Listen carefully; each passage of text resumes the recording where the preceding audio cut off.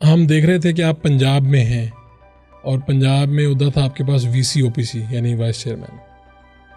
تو ایک مرتبہ آپ پہلے بنے اور پھر یہاں سے آپ کو خان صاحب پنجاب سے وفاق میں لے گئے, اور وہ بھی زلفی بخاری کی جگہ, جو میں نے اپنے انٹرو میں بھی کہا. تو کیا ہوا یہاں پہ, آپ نے ایسا کیا کیا, یہ خان صاحب کو آپ کی کیا ادا پسند آئی کہ آپ ادھر جا کے پھر بنے اور پھر ادھر جا کے کیا کیا؟ بہت شکریہ آپ کا فربراز بھائی.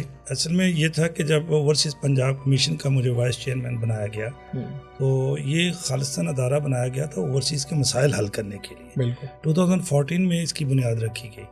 تو تقریباً 29,000 کیس رجسٹرڈ ہوئے اوورسیز پنجاب کمیشن میں. ٹھیک ہے. جب میں نے چارج لیا اس وقت 12,000 کیسز جو تھے وہ پینڈنگ تھے.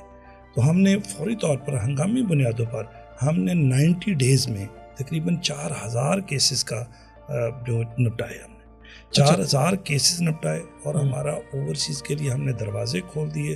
ڈیلی تقریباً پوری دنیا سے 100 سے زیادہ اوورسیز ہمارے دفتر کو وزٹ کرتے تھے. جو ان کے مسائل تھے وہ ہم کوشش کرتے تھے کہ ود ان اے ویک ہم سولو کریں.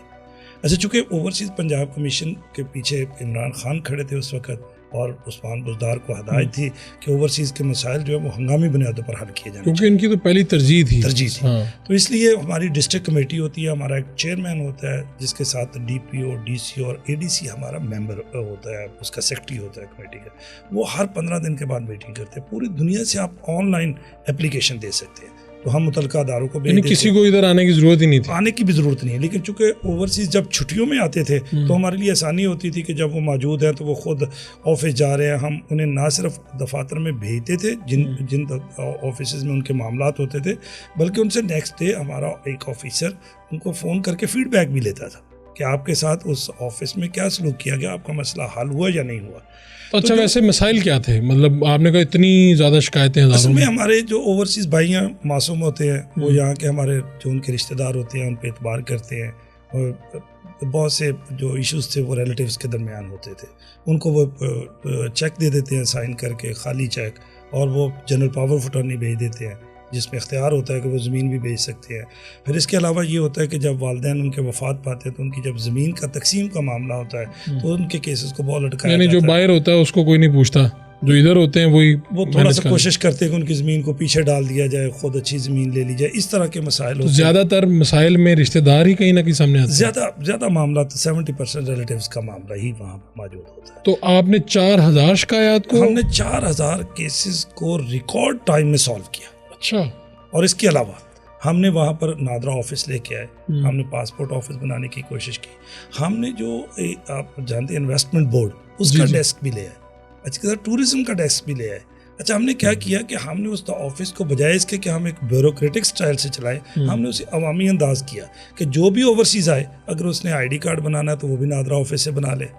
اگر اس کو انویسٹمنٹ کرنی ہے تو اسے ہم نے وہ 1 ونڈو کر دیا تھا کہ کوئی بھی انویسٹمنٹ کرنی ہے تو تمام محکموں کے بارے میں, تمام جو ہاؤسنگ سوسائٹی ہیں ان کے بارے میں جو معلومات ہیں ان کو ہمارے آفس سے ملے. اچھا, تاکہ اگر وہ آگے کہیں جا کے فراڈ کی بعد میں شکایت لے کے نہیں, اس سے پہلے ہی معلومات مصدقہ ہوں. یہ بھی میں آپ کو بتاتا چلوں کہ ہمارے اوورسیز کو چونکہ پتہ نہیں ہوتا, جب یہاں سے انہیں کو بتایا جاتا تو بہت سی وہ ایسی ہاؤسنگ سوسائٹی میں انویسٹمنٹ کر دیتے ہیں جن کی این او سیز نہیں ہوئے ہوتے. تو آپ کی اسی 1 ونڈو میں یہ تھا کہ یہ سوسائٹیز ٹھیک ہیں, آپ انویسٹمنٹ کر سکتے ہیں. ہم نے ایک سافٹ پنجاب کا میں دکھانے کے لیے ٹورزم کا ڈیسک لے کے آئے کہ ٹورزم میں کون کون سی ایسی جگہ ہیں جہاں سے اوورسیز اپنے بچوں کے ساتھ جا سکتے ہیں. اچھا, اس کے علاوہ ہمارے پاس ایک وین تھی جو 27 سیٹر تھی, وہ ہم نے نوجوان لوگوں کے لیے مختص کر دی تھی. ہمارے پاس گروپ آئے, ہم نے گروپ بلائے باہر سے, ان کو ہم نے باقاعدہ طور پر وہ نہ صرف گاڑی دی, ڈرائیور, اور ہم نے اس کے تمام اخراجات بھی برداشت کیے تاکہ وہ جو نوجوان ہے وہ ایک سافٹ امیج جو ہے وہ دیکھ سکے پاکستان. نہیں, یہ جو ادارہ ہے اوورسیز پنجاب کمیشن, جی, اس کے آپ وی سی رہے, تو اس کے اختیارات کیا ہوتے ہیں یعنی اس ادارے کے؟ اصل میں اس کا چیئرمین ہوتا ہے chief minister, vice chairman head of office ہوتا ہے, اس کے نیچے کمشنر ہوتا ہے, ڈی آئی جی ہوتا ہے, ایس ایس پی پولیس ہوتا ہے, ڈائریکٹرز ہوتے ہیں. 164 کے قریب ملازمین کا ایک پورا سیکریٹریٹ بنا ہوا ہے. جو اچھا یہ سارے ملازم اسی لائق تھے کہ پولیس کا معاملہ تو پولیس کا آدمی فوری طور پہ ڈیل کرے. یعنی اگر ڈی آئی جی وہاں پہ بیٹھا ہوا تھا اسپیسیفک کیس ڈیل کرنے کے لیے, جی صرف اس کے کیس ڈیل جی ڈی آئی جی ہے, تاکہ وہ لوگ جہاں جہاں پولیس کا میٹر ہے فوری طور پہ اس کو ریزالو کرتے تھے. ہمارا جو کوئی کمشنر ہے وہ 20 گریڈ کا آفیسر ہوتا ہے. اچھا یہ بڑا ایک اچھا سسٹم تھا جو اوورسیز کے لیے واقعتاً. اچھا اس کے علاوہ ہم نے وہاں پہ 24 آور جو ہے وہ ہیلپ لائن شروع کی. ٹھیک ہے. اس کی وجہ یہ تھی کہ ٹائم زون کا مسئلہ ہوتا ہے, امریکہ میں شام ہو رہی ہے, انگلینڈ میں ہو رہی ہے, تو یہاں پر تو آفس بند ہو چکے ہیں.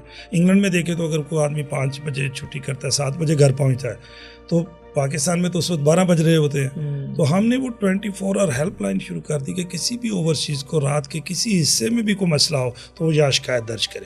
ساتھ میں ہم نے ایک باقاعدہ آفیسر کی ڈیوٹی لگائی کہ اس میں اگر کوئی ایمرجنسی ہے تو رات کو بھی اس کو ہم ہینڈل کرتے تھے. اچھا جب میں صبح آفس پہنچتا تو سب سے پہلے رات کو آنے والی جو کالز ہیں نا, ہم ان کو دیکھتے تھے کہ وہ کہاں سے آئی ہیں اور ان کو کیا کیا جانا چاہیے. بہت اچھا سسٹم تھا. اچھا پھر ہم نے ایپ بنا دی. بہت سے لوگ جا کے انٹرنیٹ پہ بھی اگر اپنے کمپیوٹر پہ جا کے بھی نہیں کر سکتے شکایت درج, تو وہ جا کر ایپ کے ذریعے شکایت لوڈ کر سکتے. OPC کی ایپ؟ ہاں جی. اچھا وہ بھی ہم نے کر دی تھی. اچھا تو یہ بہت سی ہنگامے. جب 90 ڈیز ہمارے مکمل ہوئے تو میں آپ کے سوال کی طرف آنا چاہتا ہوں. تو میں نے ایک باقاعدہ بکلیٹ بنائی کہ ہم نے 90 ڈیز میں کیا کیا.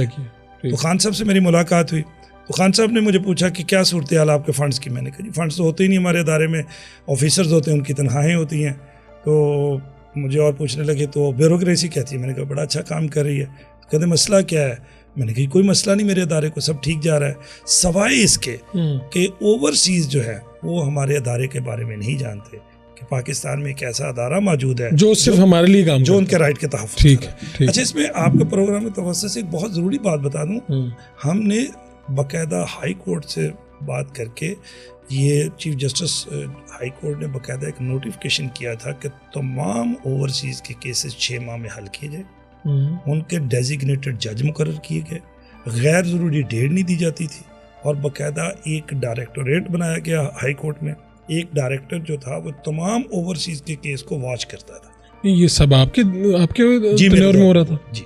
اچھا تو یہ جب ہوا خان صاحب کو آپ نے بتایا کہ یہ ہوا جی میں تو یہ کہہ رہا ہوں. اچھا اس کے بعد کیا ہوا.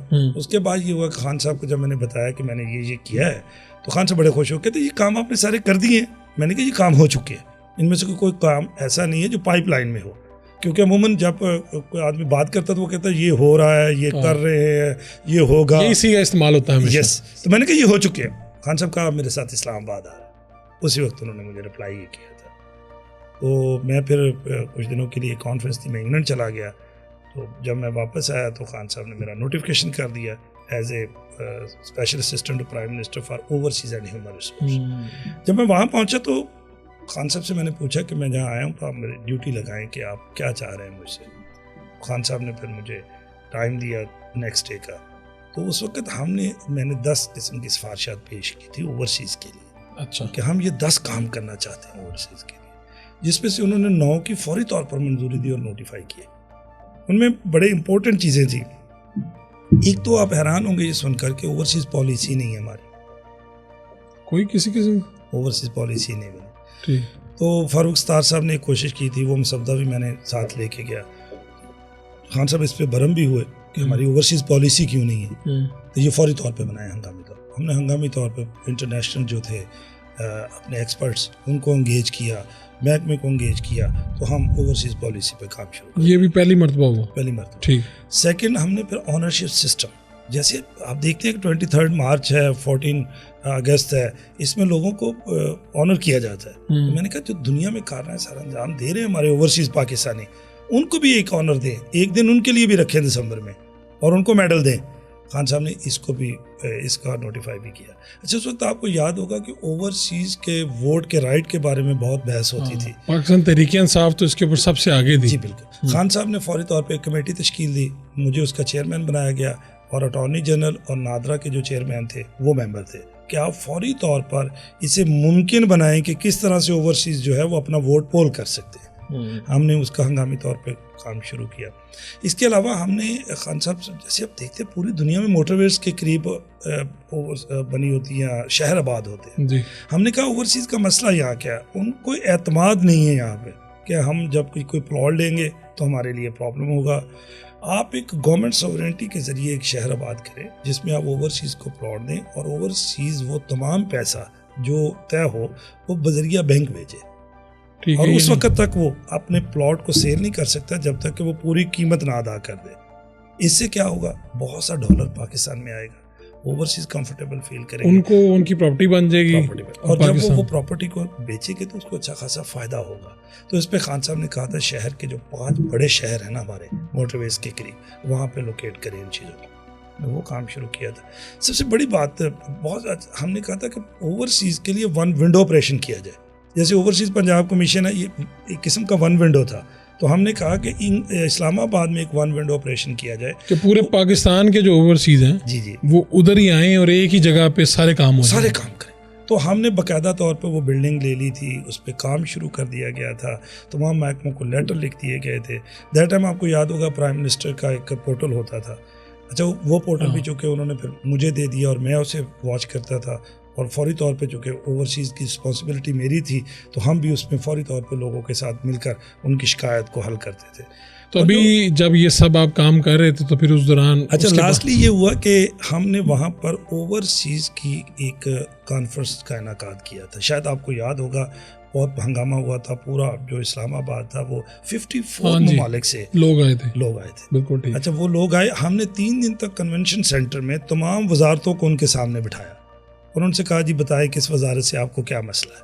اچھا لوگ بیٹھے, انہوں نے کویسچنز کیے, ان کے مسائل نوٹ کیے گئے اور جو ان کے مسائل میں رکاوٹیں تھیں وہ دور کرنے کی کوشش کی گئی. اس طرح لاسٹ میں پرائم منسٹر نے خطاب کیا تھا, وہ بہت ہٹ ہوا. یعنی یہ فرسٹ ٹائم ایسا ہوا تھا کہ اوورسیز کے سامنے وزارتوں والے, ورنہ اوورسیز تو جا کے بیچارے دروازے کھٹکھٹاتے رہے, کوئی آتا ہی نہیں بات. ایسے تو کتنے مہینے آپ کو یہ موقع ملا؟ میں پھر حکومت تو ختم ہو گئی. اصل میں یہی بات ہے کہ ہمارے ملک میں جو میں یہ سمجھتا ہوں کہ جو ہمارے پریشانی کا باعث چیزیں ہیں وہ ہماری پالیسیوں کا تسلسل نہیں ہے, کنٹینیوٹی کا مسئلہ ہے. ہم کر ہی نہیں پاتے. ایک حکومت آتی ہے, وہ تمام وہ چیزیں کہ ان کے نام کی لیبل ہے اس کے ختم کر دیا جائے اور نئی چیزیں لے آئیں. اب دیکھیں میں اس میں کہنے میں جانی ہوں گا کہ اوورسیز اس گورنمنٹ کی ترجیح نہیں ہے. جب سے یہ PDM کی گورنمنٹ بنی یا نگران سیٹ اپ بنا یا یہ ہے, تو یہ ان کی ترجیح ہی نہیں ہے. اوورسیز کو تو ایسے سمجھ لیے جیسے یہ ہمارا حصہ ہی نہیں ہوتے. اوورسیز کی ویسے ترجیح میں PTI نے رکھا ہے. دیکھیں خان صاحب ہر گفتگو میں ان کا ذکر ضرور ہوتا تھا. اچھا جب پھر حکومت ہماری ختم ہوئی, واپس آئے, تو پھر پرویز الہی صاحب جب چیف منسٹر بنے, خان صاحب نے مجھے بلایا اور کہا کہ آپ اوورسیز پنجاب کمیشن سنبھالیں. میں نے کہا جی وہ میں تو پہلے آپ کے ساتھ کام کروں گا. کہتے نہیں, آپ وہ کریں کیونکہ آپ بہت ایماندار اور محنتی آدمی, مجھے آپ پہ اعتبار ہے. پھر میں نے دوبارہ چارج لیا.